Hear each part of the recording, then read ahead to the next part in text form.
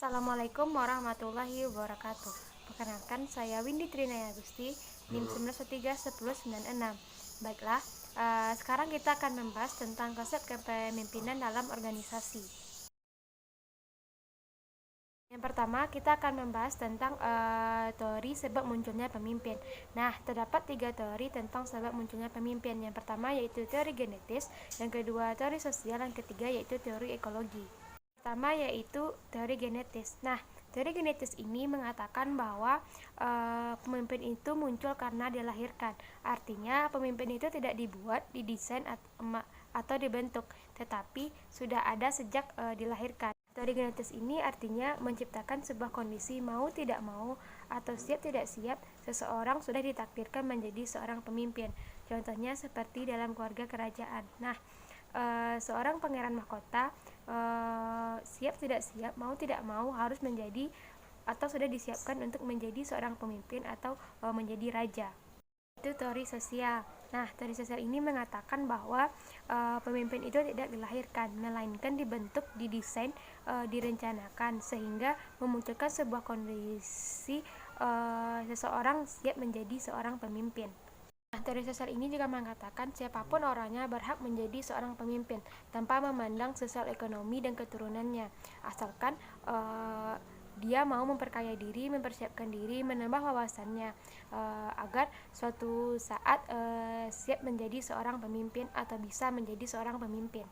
Yang ketiga yaitu teori ekologi. Teori ekologi adalah kombinasi dari teori genetis dan teori sosial.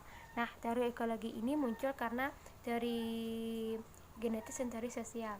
Nah, teori ekologi ini menyatakan bahwa seseorang akan sukses menjadi seorang pemimpin apabila membawa atau memiliki sifat kepemimpinan dari dirinya dan secara sadar juga menambah kemampuan, wawasan, pengetahuan, pendidikan agar siap tampil menjadi seorang pemimpin. Ekologi ini mengatakan bahwa secara genetis saja tidak membuat orang seorang layak menjadi seorang pemimpin.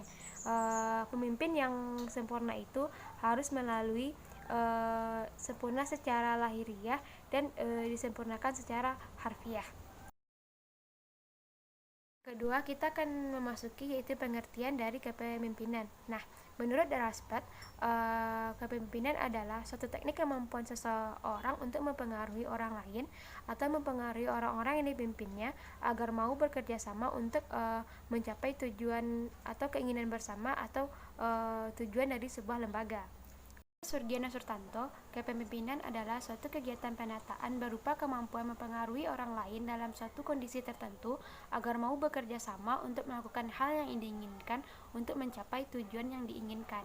Menurut Ferry, Franklin and Chimal, kepemimpinan itu terkait dengan hubungan yang ada dalam diri seseorang atau dalam diri pemimpin untuk mempengaruhi orang-orang yang dipimpinnya agar mau bekerja sama secara sadar untuk melakukan suatu tugas untuk mencapai tujuan yang diharapkan.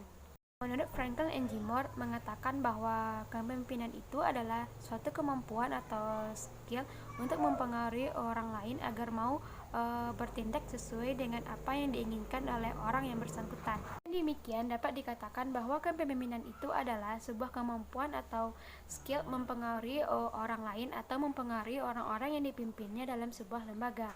Nah, skill mempengaruhi ini akan membuat orang-orang tersebut atau membuat mereka mau melakukan apa yang diinginkan dalam konteks pekerjaan untuk mencapai tujuan yang diinginkan oleh lembaga secara bersama-sama. Baiklah, sekarang kita akan membahas tentang syarat dalam kepemimpinan. Nah, secara teoritis, terdapat 3 syarat agar seseorang bisa menjadi seorang pemimpin. Yang pertama yaitu kekuasaan, yang kedua kewibawaan, yang ketiga yaitu kemampuan.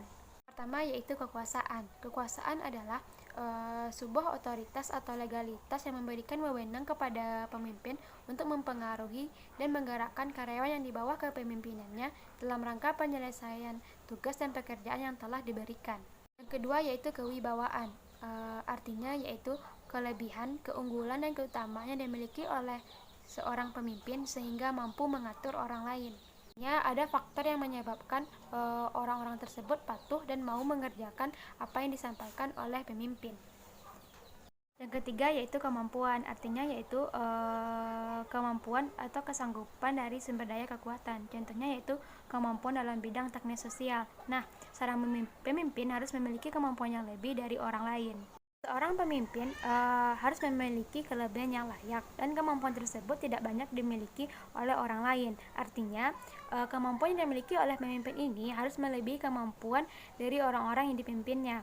Nah, kemampuan dari pemimpin ini bisa seperti kemampuan dalam kecerdasan, kepastian, kewaspadaan, kemampuan dalam berbicara dan komunikasi, kemampuan menilai orang lain, baik itu menilai pekerjaan, dan kemampuan dalam menganalisis lembaga, yaitu kaitannya dengan tanggung jawab.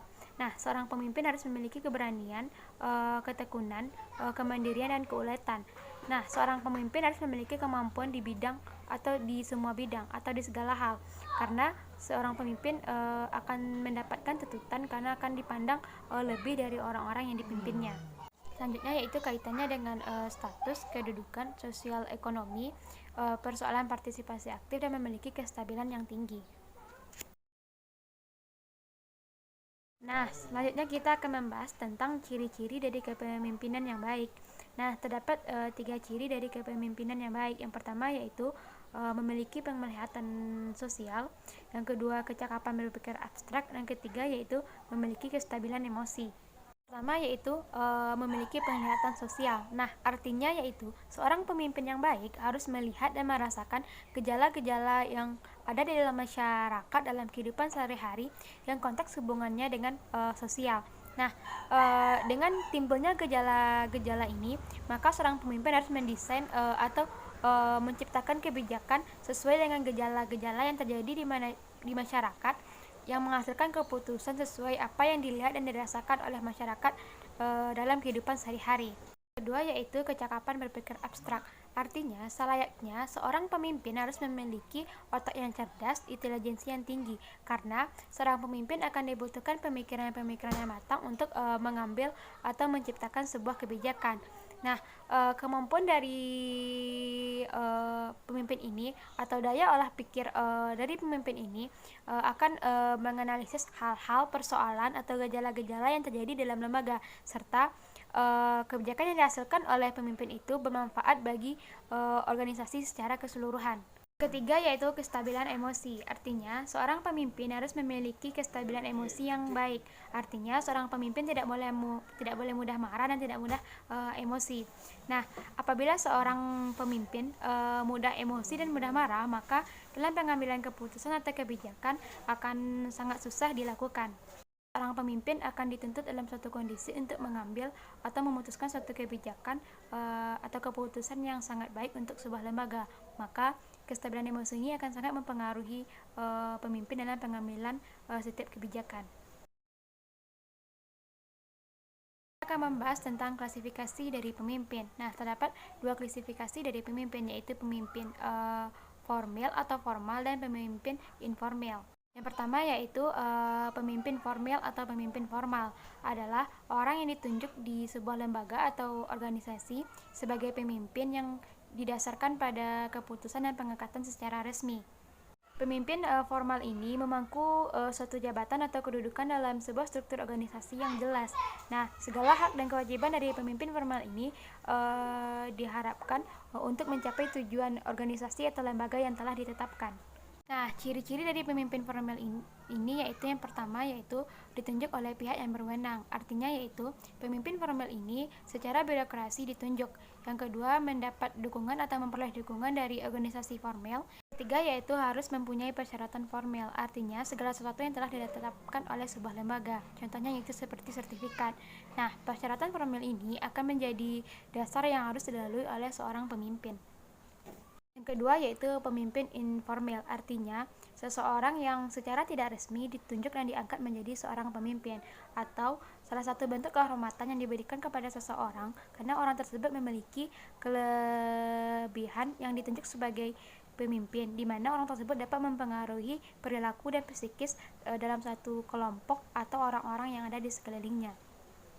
Ciri-ciri dari pemimpin informal yaitu kelompok atau masyarakat yang mengakui dirinya sebagai pemimpin tanpa diminta. Artinya yaitu ada pengaruh yang luar biasa atau pengaruh personal yang membuat dirinya diakui sebagai pemimpin tanpa diminta. Kedua, tidak ada pengangkatan secara resmi. Artinya yaitu pemimpin formal ini tidak ada pengangkatan secara resmi bahwa penobatan menjadi seorang pemimpin. Jadi label pemimpin tersebut langsung melekat kepada orang yang bersangkutan. Ketiga yaitu tidak ada satu pun manusia yang dapat memutasikan kepemimpinannya.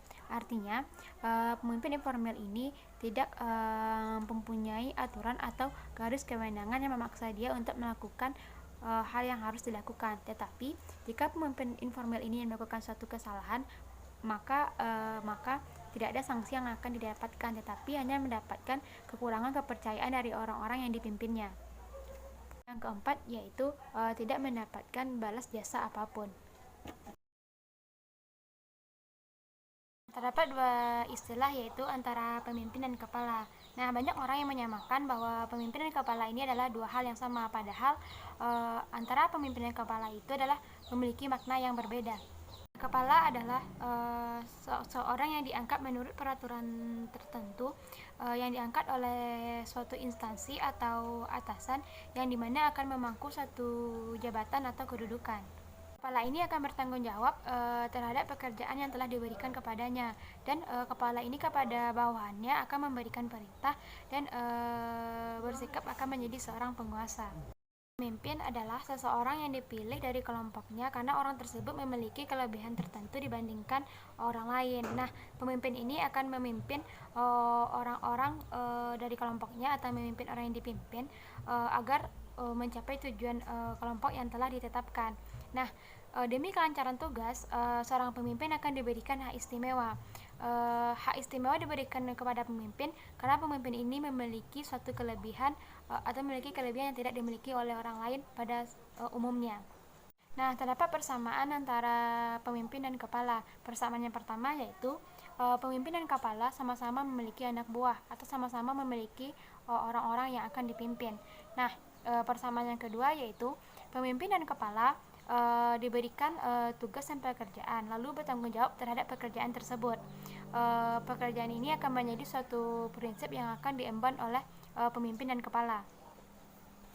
Nah, juga terdapat perbedaan antara kepala dan pemimpin. Perbedaan yang pertama yaitu kepala diangkat oleh sebuah instansi atau kekuasaan tertentu, sedangkan pemimpin bukan diangkat tetapi dipilih oleh orang-orang yang bersangkutan atau dipilih oleh orang-orang yang mempercayainya untuk menjadi seorang pemimpin. Yang kedua yaitu kekuasaan seorang kepala berdasarkan kekuasaan peraturan dan kekuasaan atasan, sedangkan kekuasaan pemimpin dilandasi oleh kepercayaan dari orang-orang yang dipimpinnya. Perbedaan yang ketiga yaitu kepala bertanggung jawab kepada atasan, sedangkan pemimpin bertanggung jawab kepada atasan dan juga kepada orang-orang yang dipimpinnya. Nah, selanjutnya kita akan membahas tentang pendekatan kepemimpinan. Nah, terdapat 4 pendekatan pada pendekatan kepemimpinan. Yang pertama yaitu pendekatan sifat, yang kedua pendekatan perilaku, yang ketiga pendekatan kontingensi, dan keempat yaitu pendekatan terpadu. Yang pertama yaitu pendekatan sifat, berarti suatu pemikiran yang dimana munculnya sebuah statement yang mengatakan bahwa pemimpin itu bisa diciptakan melalui latihan. Artinya setiap orang bisa menjadi seorang pemimpin apabila mempunyai potensi untuk menjadi seorang pemimpin. Nah, pada pendekatan sifat ini, seorang pemimpin harus memiliki sifat-sifat yang baik. Contohnya yaitu ketakwaan kepada Tuhan Yang Maha Esa, cakap dan cerdik, yang ketiga jujur, yang keempat sehat jasmani dan rohani, dan sebagainya. Nah, yang kedua yaitu pendekatan perilaku, artinya sebuah konteks keberhasilan atau kegagalan seorang pemimpin didasarkan pada gaya pemimpin tersebut dalam bertindak dan bersikap dan pengambilan keputusan selama proses dia memimpin. Ketiga yaitu pendekatan kontingensi, artinya yaitu satu yang terbaik. Artinya untuk mengurus suatu organisasi dapat dilakukan dengan paralel tunggal untuk segala situasi. Nah, paralel tunggal ini tidak bisa diterapkan di segala situasi dalam organisasi. karena setiap organisasi pasti memiliki ciri-ciri khusus tertentu, dan organisasi-organisasi yang sejenis juga memiliki masalah yang berbeda. Yang keempat yaitu pendekatan terpadu, artinya memadukan teori ke dalam pendekatan kepemimpinan situasional agar menunjukkan persamaan dari perbedaan dari teori-teori yang muncul. Perpaduan teori tersebut yaitu yang pertama, perpaduan antara teori motivasi dengan jenjang tingkat kematangan bawahan dengan pendekatan kepemimpinan situasional. Perpaduan antara teori motivasi dua faktor dengan tingkat kematangan bawahan dengan pendekatan situasional. Yang ketiga yaitu perpaduan 4 sistem manajemen dengan teori tingkat kematangan bawahan dengan pendekatan situasional. Hanya itu penjelasan tentang konsep kepemimpinan dalam organisasi. Mohon maaf jika ada salah. Saya akhiri dengan wassalamualaikum warahmatullahi wabarakatuh.